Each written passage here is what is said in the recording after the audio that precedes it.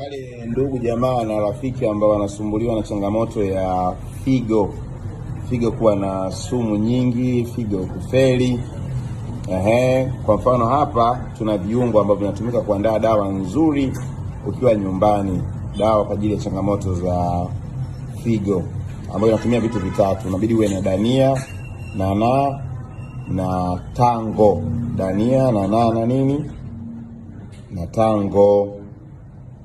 Sawa, hapa tuna nini? Tuna tango. Na hapa tuna nini? Dania. Na hapa tuna dania. Hii ni dania. Na hapa tuna nana. Kwa hiyo ni vitu vitatu ambavyo unatumia kuandaa dawa ya figo. Dania, tango na nana. Kwa wale ndugu jamaa na rafiki ambao walikuwa wanapenda kuona je, dawa zenu ni za asili, lishe na virutubisho na mimea tiba. Leo tumeonyesha viungo hivi.